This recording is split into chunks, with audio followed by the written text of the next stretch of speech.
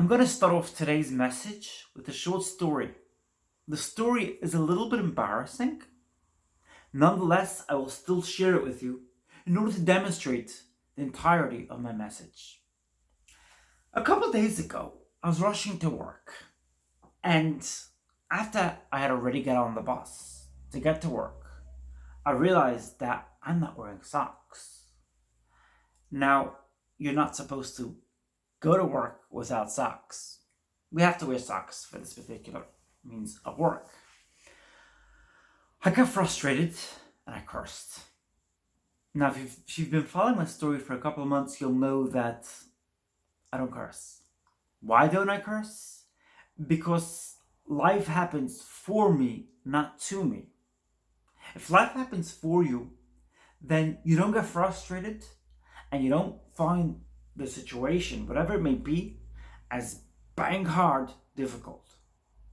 Nonetheless, I cursed. And I was right away very disappointed for cursing and I wanted to take it back. But once you put something out of your mouth, you can't take it back, right? So I was disappointed and it was kind of going down the route of Jessica. I don't forgive myself for doing that. You're not supposed to curse. Which is in of itself a problem because you can make a mistake. Nothing wrong with making a mistake and you could take it back. You could forgive yourself. That's what I do every day. I meditate to the thought. Part of the thought process in my meditation is the concept of I forgive myself. I'm allowed to make mistakes and I forgive those mistakes. I forgive myself for those mistakes I made. Nonetheless, let's get back into today's story.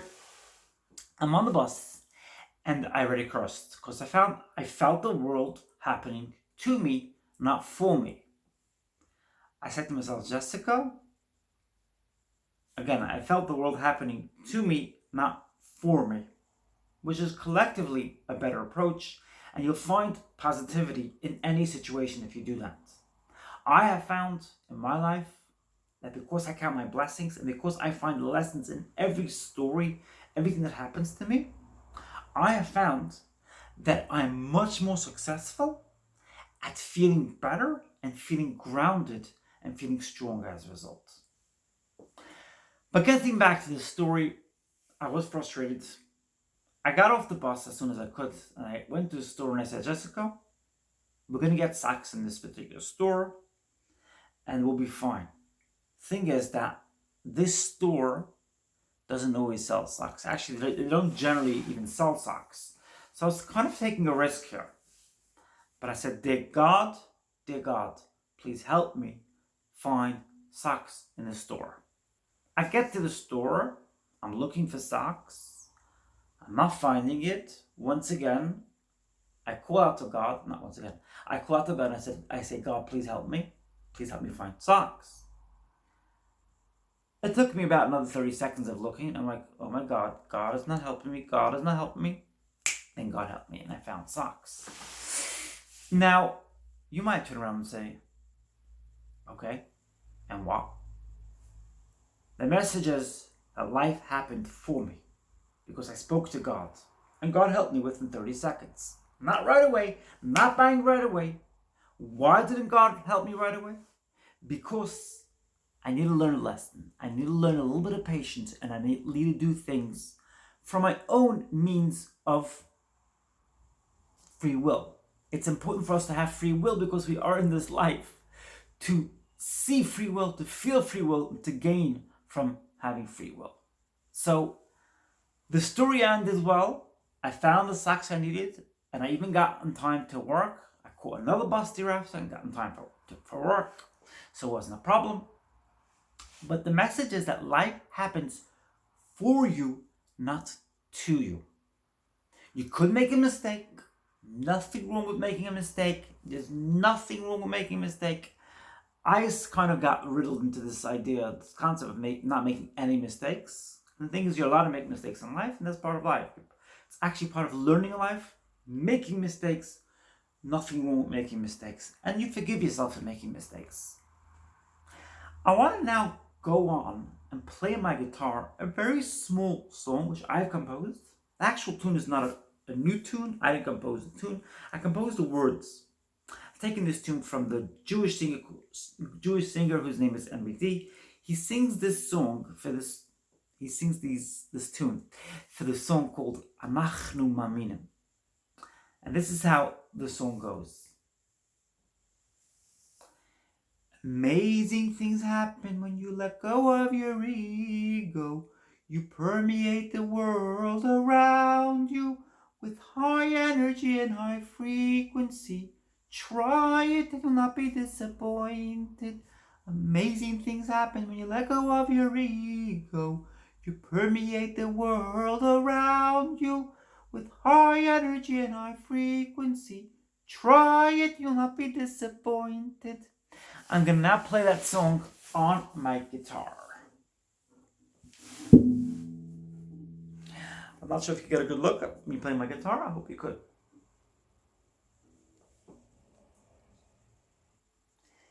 Here we go.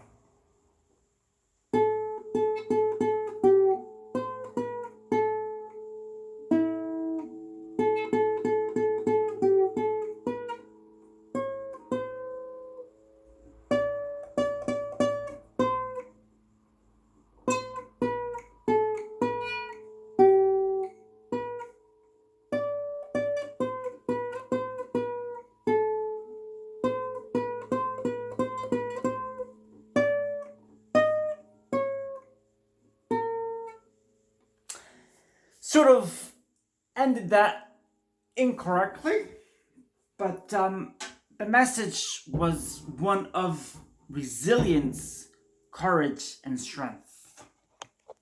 In other words, allow me to elaborate. When you let go of your ego,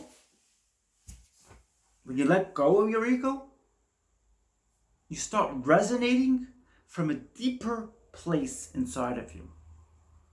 When you realize that it's okay to make a mistake, like I just made a mistake on the guitar, right?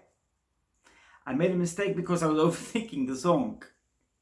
I was sort of trying to extend the song, and that's why I made a mistake. But it's okay. It's okay to make a mistake. When you allow yourself to make mistakes, to grow from those mistakes, to ascend from those mistakes, life becomes good. The ego is very much within the belief that you can't make any mistakes. You can't put out a song which isn't perfect, right? You can't make any baby steps. If it was up for the ego, not a single person would be walking. If babies had egos, none of them would ever walk. Why? Because when you start walking, you fall. And the ego doesn't want us to fall. The ego doesn't want us to make any mistakes. Some people in this world believe that you're not allowed to make any mistakes. And if you make mistakes, you're bad. You're imperfect. You're not functional as a human being. If you make any mistakes, those people are on their journey of life. Not my business, not your business, not anyone's business to worry about, right? We don't have to worry about people who are on their spiritual journey, wherever it may be. That's the concept. That's the idea. That is the perfect way of looking at imperfection. The perfect way of looking at imperfection. Although it sounds ironic, because imperfection doesn't have to have a perfect way of looking at it, right? Because it sort of is an oxymoron, right? Nonetheless, it's a good way. We like perfect. We can't shy away from the fact that we like perfects. We like perfections. So because we like perfections, we need to use language of perfection. We need to use 3D language, which means that we could say that the perfect way of looking at life is allowing yourself to have imperfections. And I thought worth noting that, I'm a human being, and I regret things I did in the past. But as my life is moving forward, as time goes forward, I'm regretting things less and less and less and less. I'll give you another example. I share some stories which are a little bit embarrassing. Nonetheless, I think they're worth sharing. because I want to demonstrate and I want to really engrave in my mind and help you as well to understand the concept, the idea of allowing yourself to make a mistake. Mistakes are not a bad thing. And allow yourself to do things and don't regret them and don't place blame on yourself. Today, I was talking to somebody and I said to her, you know, I have a problem understanding your accent. Of course, I'm American and you live here. You were born and bred here in England. I sometimes feel like it's two different languages. And she didn't respond and she seemed a bit like puzzled, like, what's this person saying? What kind of ridiculous thing is this person saying? And I sort of went into this frame of mind of once again saying, oh, Jessica, you just put your foot in it. You just told this person something which you can't really accept or understand or grasp. Nonetheless, I said to myself, Jessica, I don't care. It's okay. She'll understand what I mean. She'll understand what I meant. And we'll be fine. And I was right. It took her about a minute or two to figure out what I meant. She thought about it and she's like, yeah, I get that. She's like, yeah, when I watch movies in American, I don't really always understand what they're saying. So I was like, bingo, you get it. I'm pleased to hear that. In England, there are certain areas of England where I live here where the accent, the English is very, very fast. And at times I'm like, I think I speak English. My first language is English. Yes, I do speak Hebrew. I don't think I speak with a Hebrew accent. I don't think I speak English with a Hebrew accent. I don't. Because Hebrew is a second language which I picked up later in life. So, yeah, it was a little puzzling. It was a little scary in the end. It was out of my comfort zone. Nonetheless, I said, Jessica, that person's not on a pedestal. I don't care. So if she didn't get it and she thinks I'm crazy as a result, I'll just move on. I have nothing to lose. I just thought I'd mention a point. If this person doesn't get it, that's okay. So she didn't get it. Won't make or break my day. And it didn't. It took her a minute or two to get it. She was like, huh? Not a big deal. Not my stuff. I've stopped putting people on pedestals. I'm not perfect. At times I still put people on pedestals. And like I said before, when you stop putting people on pedestals, I don't think it's easy. It takes time. It really does take time. But when you stop doing it, you do find that you could achieve much more. Because you're not going to go to that job interview worried that this is God sitting on a chair here. You'll see this person sitting on the interview chair equal to yourself. So effectively, you'll put out your best and you won't be afraid to put out your best. It works in many areas of life. When I take myself out of my comfort zone and I interview people at the train station, something which I need to get back into doing. I've done that in May and I've done that in the end of July, maybe early August. In May, I asked people if they had heard of Nikola Tesla. And in early August, I think late July, I asked people if they had heard of Elon Musk. And it was very interesting the answers I got. And I put it out here on YouTube. That was really crawling out of my comfort zone. It was scary. Asking random strangers at a train station about these two questions. It was quite scary. But I took myself out of my ego, out of my comfort zone. Allowed myself to take a risk. Allow myself to feel myself from a deeper place of accomplishment, a deeper place of who I am as my original source, right? There's some people call it the higher being, the higher self, and there's another way of referring to it as, in spiritual terms, it's referred to as the original self. I've seen a guy called, what's his name? Phil Good. He refers to it as the original self. I also wanted to mention that I saw an amazing video yesterday from Rashawn, my amazing subscriber here. He talks about the concept, the idea of if you have to confront somebody in a difficult situation, you confront them Because it's important not to be afraid and to do what you need for yourself, but confront them on a one-to-one level. Because when you confront somebody in front of other people, the ego kicks in and you've lost it, and you can really harm your own chances of success. I thought it was a powerful message, which I really, really enjoyed learning from. I watched everybody's videos, you know, and I really gained great insight. Mike, I watched your videos too, and many others.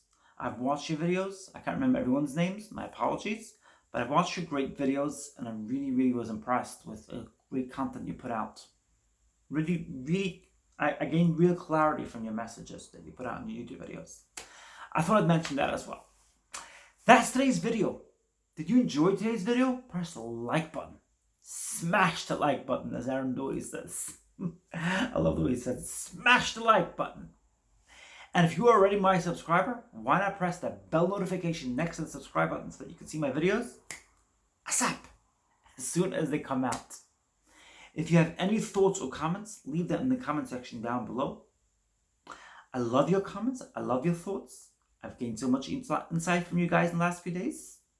I'm very, very grateful. Thanks, Mike.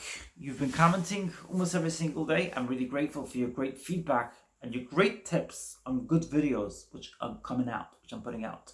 Thank you for that. Thank you, Beth. Thank you, Vershawn. Thank you to so many others. Jacob, thank you to so many others who are putting out great, great comments, helping me ascend to this great place of high spirituality and high being, original state of being, as Phil Good calls it. Great stuff, high energy. I'm wishing you a great week ahead with high energy, high frequency. I love you so much. I look forward to seeing you in my next video, and I love you tons.